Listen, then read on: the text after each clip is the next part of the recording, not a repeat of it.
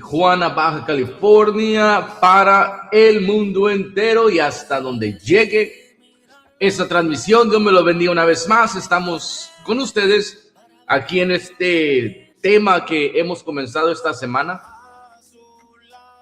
Apenas comenzamos el lunes, una serie que nace en un momento de meditación, de esas veces que te pones a mirar tu vida, tu caminar, las victorias, los fracasos, y a veces sumas y pesan más los fracasos que las victorias. No sé si le ha pasado, pero a veces cuando usted se pone a analizar, dice, bueno, pues fracasé aquí, me fallé aquí, fallé allá, fallé, doy vida y pura misericordia estamos vivos. Entonces nace esta serie, vasijas rotas. Y el día lunes comentaba un salmo hermoso. Hoy al final les voy a dar otro salmo precioso que yo estoy seguro que les va a ayudar. Pero el Salmos 42 dice: y me hizo sacar del pozo de la desesperación, del lodo cenagoso, puso mis pies sobre la piedra. Y este es un salmo en el que muchos nos podemos identificar, porque todos hemos estado, si es que aún estás, hemos estado en ese pozo de la desesperación, hemos estado en ese lodo cenagoso. Al transcurso de nuestras vidas hemos sufrido traiciones, abandonos, pérdidas, vergüenza, rechazos, fracasos, y usted nómbrelo, ¿no? Pero recordemos también que Jesucristo, Él dijo en una de sus predicaciones, en una de estos días que iba caminando, se sienta con la gente, les está enseñando y les dice algo poderoso. Les dice: en el mundo tendréis aflicciones. Fíjense las palabras que les está diciendo Jesucristo a todos sus seguidores, a toda aquella gente que le seguía. Algunos le seguían por los milagros, otros le seguían porque les daba de comer, otros le seguían porque les gustaba cómo hablaba, palabra de Dios, cosas bonitas. Y a toda esa gente un día les dice: en el mundo tendréis aflicciones. Y no es de esas veces como el otro día comentaba con mi esposa, le mando un saludo, un beso. Le comentábamos y decíamos, ¿cómo a veces cuando estamos chicos y vamos creciendo, llegamos a la etapa de la adolescencia, que es la etapa más difícil, yo creo que tiene que llevar un padre, cuando su hijo entra en rebeldía, cuando su hijo entra en confusión, cuando su hijo no sabe ni para dónde darle, o cuando su hijo piensa que sabe todo? Los padres a veces soltamos una frase que le decía a mi esposa: no es como lo que Jesucristo dijo, en el mundo tendréis aflicción. Nosotros los padres solemos decir: cuando tengas tus hijos vas a pagar todas las que me estás haciendo. Pero Jesucristo no lo estaba diciendo con ese plan de decir que le íbamos a pagar, que íbamos a pasar días difíciles. Lo que Jesucristo estaba diciendo: en el mundo tendráis aflicciones. Nos estaba llevando a una realidad donde nos hacía y nos quería dar a entender que la vida no es fácil. Y aun cuando vienes a los pies de Jesucristo, si piensas que, me voy a hacer cristiano, voy a ir a la iglesia y todos mis problemas se van a acabar, lo siento, no funciona de esa manera. La iglesia no es una cápsula en la cual te vas a meter y todos tus problemas no te van a afectar, ni va a haber más problemas. No, la iglesia es un lugar donde nos van a instruir, donde nos van a dar enseñanza, donde nos van a dar palabra de aliento, palabra de ciencia, palabra de motivación, palabra de esperanza, palabra de salvación. ¿Para qué? Para cuando vengan estos problemas, estemos firmes. Dice, el Salmo dice: y me sacó del lodo cenagoso, del pozo de la desesperación, y puso mis pies sobre la piedra, sobre la roca. Entonces, Jesucristo estaba diciendo: en el mundo tendréis aflicción, en el mundo podrás pasar, quizás vas a pasar un divorcio, quizás vas a pasar un abandono, una traición, quizás vas a tener un abuso en tu infancia, lo tuviste, palabras que van a marcar tu alma y tu corazón, la pérdida de un hijo, la muerte de un padre, sueños que nunca se cumplieron, fracasos financieros, y todo esto lo vamos sumando conforme vamos caminando y llegamos al punto en el que estamos rotos. La vida, los problemas, las experiencias, las circunstancias nos han golpeado tanto que a veces vamos por la vida, y esto es algo que mencioné al principio. La vida nos ha golpeado tanto, hemos fracasado tanto, que a veces vamos con no cicatrices, con heridas, porque todavía duele, todavía nos lastima. Alguien menciona algo de lo que pasó en el pasado y nos lastima, nos duele, no hallamos dónde meternos, nos vamos, nos encerramos, volvemos a entrar en ese estado de crisis, de depresión, de ansiedad y todas esas enfermedades que salen por causa de las heridas. Y miramos cómo nuestras heridas son tan reales, pero hemos aprendido a maquillarlas. Hemos aprendido a sonreír, aún con el dolor por dentro. Hemos aprendido a disimular. Algunos nos hemos hecho expertos en tener dos caras. Una cara cuando llegas a la casa y te miras en el espejo después de bañarte, después de desmaquillarte, te miras y te das cuenta lo fracturado que estamos. Y la otra cara es la que ponemos en el trabajo, en la iglesia, con los amigos, con el novio, con el esposo. Esa cara que todo está bien. Algo que es muy común entre los hombres y también las mujeres es cuando nos preguntan, ¿cómo estás? Oh, no, estamos bien, gloria a Dios, estamos en victoria. Oh, no, estamos al 100 y pasadito. Queremos sonar así bien, como que todo el mundo lo tenemos resuelto, pero por dentro estamos sangrando. Por dentro estamos fracturados. Y hemos visto cómo Jesucristo, por medio de su sangre, por medio del sacrificio, por sus llagas podemos ser sanados.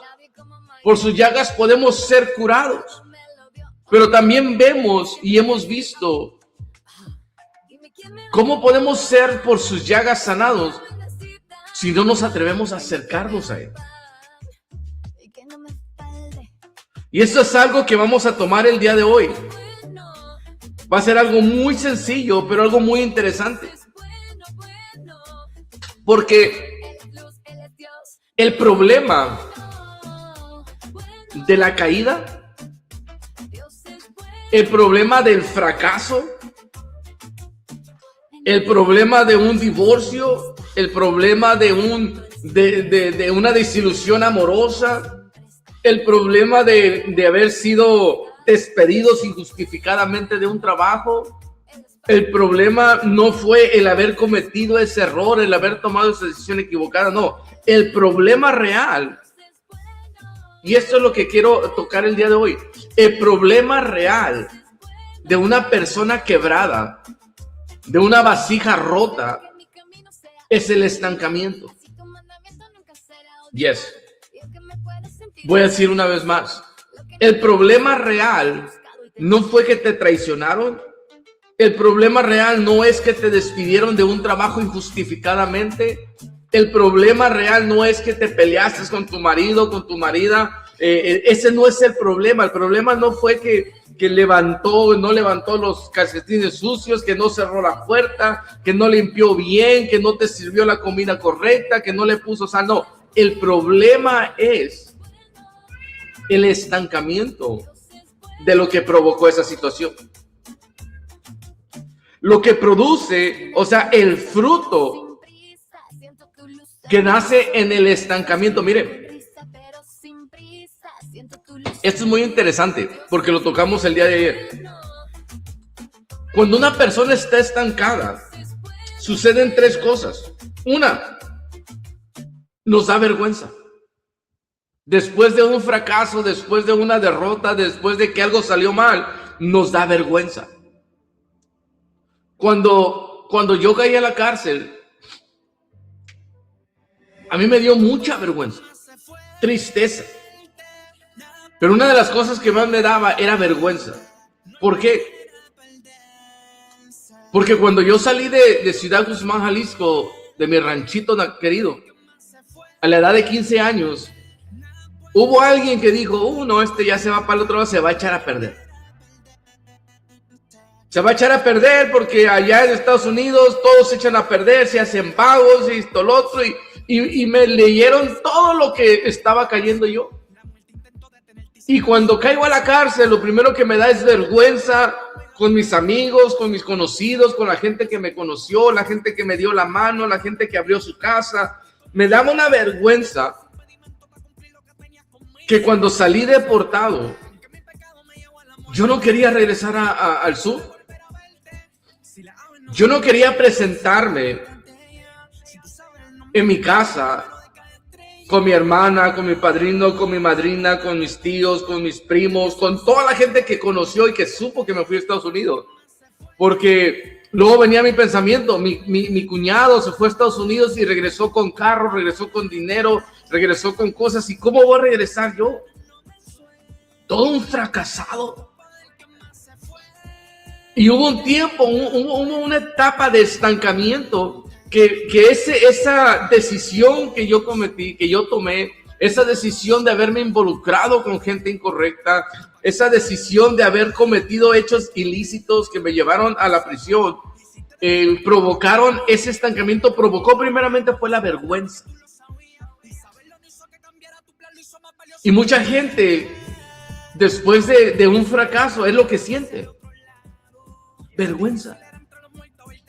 Gente en la iglesia que se resbala, que viene un tropiezo a su vida, su caminar cristiano, va bien, se tropieza, resbala, cae de la gracia de Dios, y no nomás como que de la noche a la mañana, vamos a aclarar eso. Estos fueron puertas que empezaron a abrir, que empezaron a alejarlo de la presencia de Dios, y después se nos hace fácil fallarle a Dios y caemos y resbalamos. Entonces viene la vergüenza. Y déjeme decirle, esta es una etapa de la vergüenza sumamente peligrosa, porque después de la vergüenza viene la culpa. Eso también lo tomamos el día de ayer. Empezamos a culparnos. ¿Por qué lo hice? ¿Por qué tomé esta decisión? ¿Por qué? Y empezamos a culparnos. Y después viene la desesperanza. Cuando se pierde toda esperanza, cuando decimos, ¿sabes qué? Esto ya no va a funcionar, yo ya no sirvo, yo ya no funciono, ya no sirvo como hombre, ya no sirvo como mujer, ya no sirvo como empleado, ya no sirvo como ser humano, y entra el peligro de la resignación. Entra el peligro incluso de desvivirse. ¿Cuánta gente no hemos conocido? Quizás usted conoce a alguien. Escuchó de alguien cercano a usted, quizás a la vuelta de la esquina, quizás su mismo familiar, que usted lo miraba bien, todos los días lo miraba bien, si iba al trabajo, regresaba al trabajo, tenía su esposa, tenía sus hijos, tenía su perrito, tenía su gatito, ahí andaba haciendo la lucha todos los días, y de repente dicen, ¿sabes qué? Se desvivió. ¿Cómo? ¿Sí? Nadie sabe por qué. Exacto. Nadie sabe lo que quizás usted está cargando el día de hoy. La vergüenza que trae, pero hemos aprendido a fingir que no pasa nada. La culpa que nos echamos todos los días por las decisiones equivocadas que tomamos. La desesperanza, pensamos que ya no hay respuesta. La resignación, dice, ¿sabes qué? Pues, ¿para qué sigo viviendo? Y como no nos gusta o no nos agrada lo que vemos en el espejo, y mire, esto es algo bien triste. Como a veces no nos gusta, la mayoría de las veces no nos gusta lo que vemos en el espejo, creemos que todos los demás ven lo mismo. A veces nos sentimos tan fracasados y vamos por la calle, vamos con nuestra familia y miramos a la gente y sentimos que la gente sabe que somos unos fracasados. no sirvo para nada. Y creemos que la demás gente piensa igual. Creemos que todos ven lo mismo. Y déjeme decirle, este es algo bien peligroso porque somos el peor enemigo que podemos tener. Es uno mismo. No es aquel que te desea el mal, no es aquel que ya te trae entre ojo y ojo, no es aquel que te espera en la escuela para quitarte el lonche o para golpearte, no es tu patrón que te quiere tener ahí oprimido trabajando 24/7. No, el peor enemigo es uno mismo. Uno se convierte en el juez más se me fue la palabra. Se convierte en el juez, en el peor juez que podamos tener. Uno mismo. Porque este lugar de la desesperanza, de la resignación, es lo que provoca en nosotros. Y es lo que pensamos. Creemos que todos miran lo mismo. Y que a nadie le importamos. O que nadie se interesa en nosotros. El día de hoy quiero decirte y quiero dejar un sabor de boca diferente. Y quiero decirte que yo estuve en un tiempo en el que yo me sentía así. Yo creí que a nadie le interesaba. Yo creí que a nadie le importaba. Incluso a la iglesia, culpé a la iglesia y que la iglesia ni siquiera me busca. ¿Dónde están aquellos que decían que voy a estar contigo todos los días y que te voy a apoyar? Déjame decirle, llega el punto en el que caemos en ese lugar donde pensamos que ya a nadie le interesamos. Y como pensamos que a nadie le interesamos, pensamos que nadie se va a atrever a acercarse a nosotros. Hay veces que nos sentimos tan sucios, nos olemos y hasta olemos mal nosotros mismos, nos damos un olor, no sé, raro. Y creemos que nadie se va a acercar a nosotros. Pero déjeme decirle algo en esta mañana. Hay alguien que se quiere acercar a usted.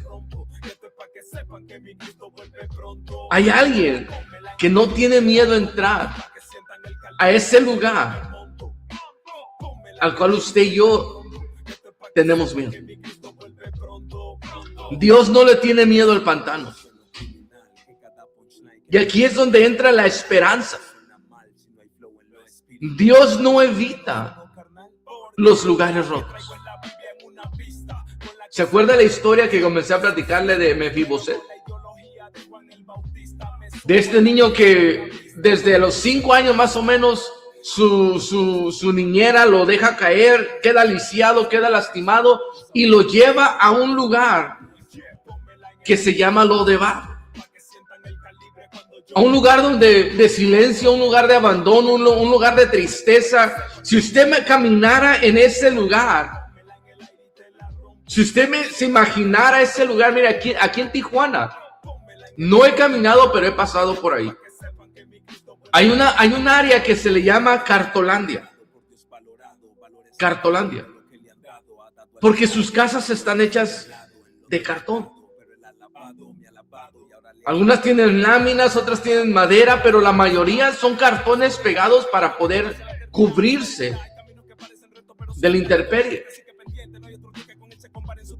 Y este niño, haga de cuenta que fue llevado desde los 5 años a ese lugar. Y él estuvo en ese lugar por aproximadamente otros 10 años. Y durante ese tiempo él vivió en un estancamiento mental, en una situación deprimente, en una situación en la que él sabía que nadie le interesaba. Nadie iba a ir a buscarlo. Nadie se preocupaba por esa gente. Estaban totalmente en abandono. Y muchos, ahí estamos.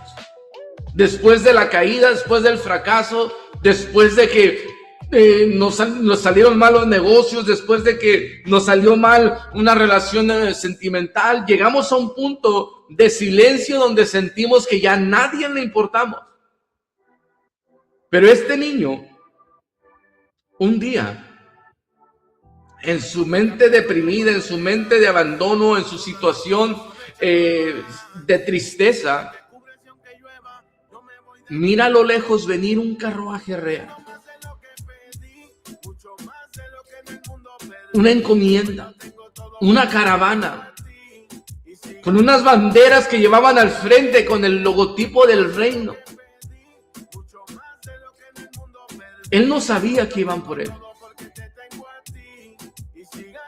Quizás la niñera sí sabía, porque sabía que él era el nieto del rey antiguo, y si sabían que vivía lo tenían que desvivir para que no tomara sucesión, para que no tomara el reino. Y a lo mejor hasta se ofreció: hey, vámonos, déjate escondo. Pero este niño ya estaba desesperado, ya estaba desahuciado, ya estaba resignado, y dijo: pues si me toca desvivir, que me desvivan hoy, pues que así sea. Y Dios tiene algo similar. Dios le gusta ir por los rotos. Dios le gusta trabajar con gente que está en la situación que yo estaba, que usted estaba, o en la situación quizás que usted está el día de hoy. Mire, el día de ayer el pastor predicó un mensaje sumamente hermoso. Habló cuando Jesucristo tuvo ese encuentro con los 10 leprosos. Y ese es el Jesús que yo te presento todos los días. Un Jesús que se acerca a los leprosos, que se acerca a las prostitutas, que se acerca a los rechazados, que se acerca a los endemoniados, que se acerca a los pecadores. Todo aquello que normalmente usted y yo descalificaríamos o reprobaríamos, que diríamos: sabes que no, este no pasa, no, este no merece el perdón de Dios, no, este menos, olvídate, no, hombre, este hizo esto, este no merece el perdón de Dios porque hizo esto, porque hizo aquello, aquella no merece el perdón de Dios, mírala nomás cómo anda, mírala cómo se viste, míralo cómo habla. Entonces Jesucristo normalmente escoge precisamente a esa gente, aquellos a los que para nosotros ya no tienen remedio ni solución. Y usted se preguntará: pero ¿por qué Jesucristo se va a interesar en alguien como yo?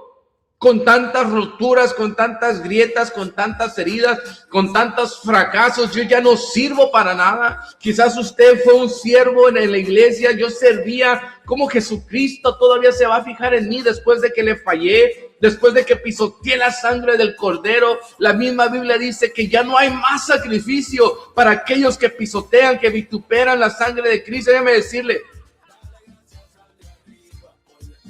yo no soy Dios. El pastor no es Dios. Su líder religioso no es Dios. El Papa no es Dios. El que lo excomulgó no es Dios. Yo sigo leyendo la palabra de Dios en Lucas capítulo 4, versículo 18. Le voy a dar lectura. Lucas capítulo 4, lo repito para que no se me olvide. Lucas capítulo 4, versículo 18. Fíjese lo que Jesucristo dijo: el Espíritu del Señor está sobre mí, por cuanto me ha ungido para dar buenas nuevas a los pobres. Ese era yo. Me ha enviado a sanar los quebrantados de corazón. Ese también era yo. A pregonar libertad a los cautivos. Yo estaba cautivo. Y vista a los ciegos. Yo estaba ciego, no podía ver lo que mis decisiones estaban tomando. Y dice: a poner en libertad a los oprimidos.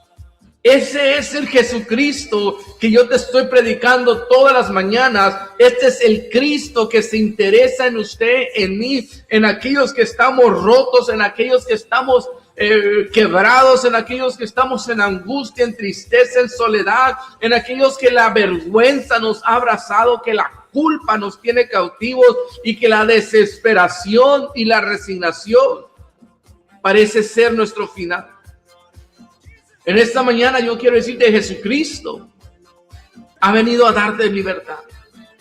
Jesucristo ha venido a romper las cadenas, a deshacer las obras del diablo, a traerte a libertad de una vida, de la muerte a vida.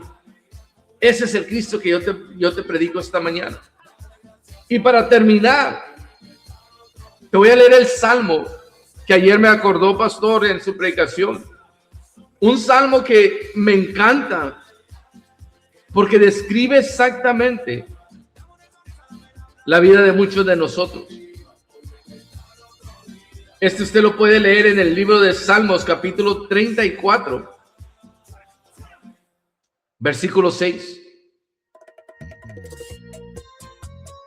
Escúchelo, tómelo y espero que un día, así como usted, como yo lo creo y lo siento, usted lo pueda sentir. Pero dice, este pobre clamó y le oyó Jehová y lo libró de todas sus angustias. Oh, thank you, Jesus. Este salmo puede ser suyo. Este salmo lo puede tatuar en su corazón, en su alma y decir, este pobre clamó y le oyó Jehová y lo libró de todas sus angustias. Hermano, mi amigo que estás acompañándonos en esta mañana, yo te invito a que te acerques a Jesucristo.